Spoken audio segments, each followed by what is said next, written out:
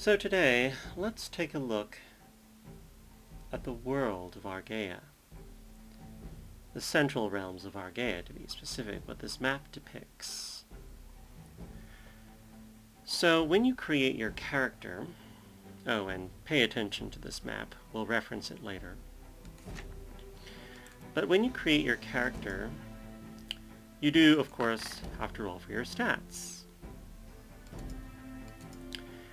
But another important aspect of this is choosing your origin, both your racial origin as well as your national one. So if you're a human and you come from Cormac, these are decisions you make about your character that will have an impact on the game itself. Especially in this case, because on the first release of this game, Cormac will be the main play region of the game itself. So let's look at all these countries. We'll look at the other races and their countries as well. The Kingdom of Cormac suffered widespread destruction during the Cataclysm, more so than any other realm on Argea.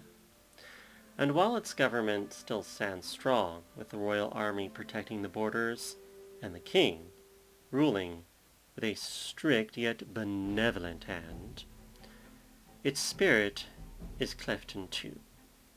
The Church of the Holy Virtues once united the Calmish people in a single faith. Now, dissident priests provide different interpretations of the sacred texts and claim the high clergy of the church cares more about their own interests than the good of the people. With a so-called free priesthood under the protection of the king, yet considered heretical by the church, the Kingdom of Cormac is a hotbed for social and religious tension. Now, what does this remind you of in history? Oh, well, right, the 30 Years' War. The Protestant Reformation,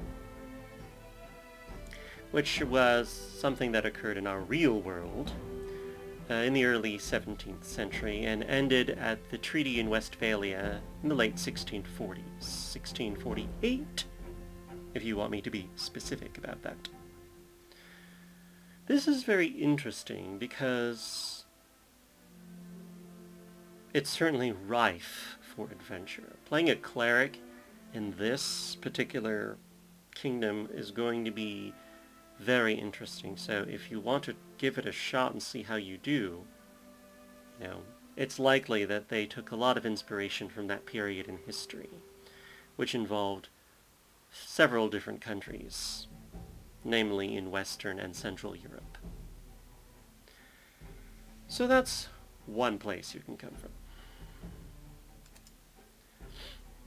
Finland.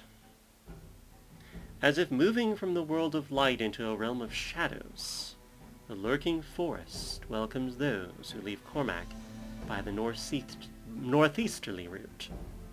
Yet the vast pine woods of Finland hide a realm abounding with untamed life, harboring the remote pastures of the Vistani, Arangavilu, and the bustling town of Vadaheim, which looks out across the crystal waters of Lake Kalvatn. Proud Vindeborg, city of the Vishins, displays its splendor towards the Galten Sea. Surrounded by wet marshlands, yet with a rich harbor, it is both an unassailable fortress and a well-frequented center of trade. Further north, among the frost-peaked mountains and the dense woods of Alra, live the fearsome Gauds of Galdimar, in whose veins, it is said, flows not warm blood, but the ice-cold water of the mountain streams. Now, this title for this land, Kvinland, what does that remind you of? Oh yes, the King of Kvinland. Yes, that's where they got it. And yes, as the description would indicate, it's Scandinavia. Or thereabouts, at the very least. So, there isn't actually much to go on. A lot of it's very descriptive. It doesn't provide a lot of plot hooks, other than they're very mercantile, which makes sense considering the history. But not much else. Certainly there's no raids to the south as far as I can see, which is the most infamous period of history from there. But that might be a good thing, because that's pretty stereotypical, so maybe they just don't want to do that because it's just too, it's too easy, it's too low-hanging. So, if they have other plans, great. Looking forward to those. Perinia, the land of philosophers, the land of explorers, now a mere shadow of its former self. Its population nevertheless takes pride in its glorious history. And it looks like the Perinian city-states are again on an upward path. Ships sail out from Perinian harbors to explore foreign shores on a regular basis, and the coastal towns, located far from the great cataclysm's epicenters, enjoy a high degree of economic stability. Even though both an emperor and a senate rule from the capital city of Trigara, Perinia is not a centralized realm. The individual city-states care little about imperial and senatorial decrees from Trigara, caring more about becoming the most prestigious city in Perinia. Within this highly competitive environment, culture thrives, and even the riskiest endeavors manage to find a willing financier. Now, the name Perinia, for those of you that know your geography, you might recall that there is a sea to the south of Italy named the Tyrrhenian Sea, and hence that's why you should pronounce this Perinia, because it pretty much has the same spelling. So, be careful, don't pronounce it Tyrrhenia, that's probably not correct. Perinia, that should help you out in case you have discussions about it. Trigera. I think I pronounced that wrong. Well, that's how you pronounce it, Trigera, in case you're wondering about that word too. In any event, yes, Italy. Or you might argue the late Roman Empire, or perhaps more accurately, the Byzantine Empire. It has several elements from everything because it has the Senate and the Emperor, but it also has the city-states, individual ones, which perhaps might remind you of the papacity during the early to late medieval periods. For example, before the Treaty of Westphalia happened, there wasn't really any such thing as a nation-state. And you might notice, actually, on this world map here, that there's not really any national borders. And that's because the 30 Years' War is just starting, so of course there's no nation-states yet. This is very intriguing, by the way. I'm very glad that they paid attention to this period of history, because it makes it really interesting. Like, where's the border between Cormac and Perinia, for example? Is it like right here? You don't know. There's no lines on this map, which is good, because that means borders are likely contested, or if they aren't, there's like a gentleman's agreement, or there's like some other reciprocal agreement, but it's not on the level of the Treaty of Westphalia in the 1640s of real history. We haven't gotten to the point of the nation-state system in history. So this is very interesting. Again, a lot of hooks for that. Subagihirar. It's Indo-Iranian, in case you're wondering. The fertile river valleys of Subagihirar are a gift of the gods, and its people are graced by their direct rule, with no man or woman to stand in between their divine will and the governance of the land. Until recently, the realm was ruled by the Sarkari. By the way, that's a Sanskrit term. those of you that are in the know. The mortal consort of the goddess Aliltu. Now, I did look into this, and I believe that they're referencing the Iranian goddess Anahita, Revdi Sura Anahita. I could be wrong about that, but it seems like the closest. They're changing a lot when it comes to the words they use in this game, but they're not changing it to the point where it's not etymologically recognizable. So if you're careful and pay attention, you can see some of the areas. So you can kind of think of this country as sort of Indo-Iranian, in a sense. The priesthood determined... But when he died without an heir, the priesthood determined that Aliltu wished to lead Subagidar directly now, with them as her mouthpieces. Of course, faith in the gods and exact adherence to religious ritual play an important role in every Hiran man's life, to be he a peasant or lord.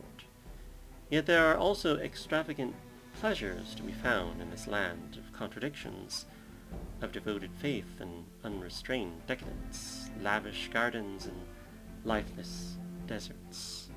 It is a land of opportunity for those with the right entrepreneurial spirit. Also, one of the things you can pay attention to is the available classes. Notice that Finland doesn't have a paladin.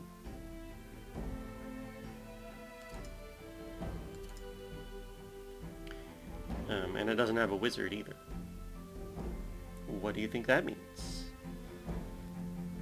Cormac does. It's probably called a paladin. Same for Perineum. In Subagidar, it's possible that these are obviously the available classes, but due to cultural reasons, they might be titled other things. So paladins might be Sufis. Sufism, mystic knights, as they call themselves. I think they made a name for themselves when they essentially created the Ottoman Empire during the end of the Byzantine era, so to speak. Sufism, that's potentially what that could be, or any number of things. Wizards, probably flying on their magic carpets, and so forth. Things like that. There's going to be a very big cultural difference between this country and the previous three. So things like that you ought to pay attention to. Assassins. Assassin. By the way, Svagirar is, I believe, translated... Hirar means a wide, all-encompassing area, field. Svag is verdant, greenery, that sort of thing. So, how they describe lavish gardens and lifeless deserts. It could be because one country was called Subag and one country was called Hirar. That's possible. Or maybe they just combined things. There's many reasons that could be. Now this one, I want to pronounce as Skent, and that's because it comes from an Egyptian sobriquet that describes the dual kingdom. So for those of you that are familiar with Egyptian history, you might know that Egypt is divided into Upper and Lower Egypt. Upper meaning south, lower meaning north. Don't worry, you'll be used to it by the time I'm done here. So in Upper Southern Egypt, which is the White Crown, and the Northern Lower Egypt, which is the Red Crown, that's how Skent is described. But of course, like in all things, they changed it. So I want to say that it's pronounced probably Shent, because they changed the K, or sorry, the CH that would be there to just an H, and remove the C. So it's probably just Shent. The once glorious land of Shent, with its majestic pyramids and extensive temples complexes, now lies in ruins, its people dispersed.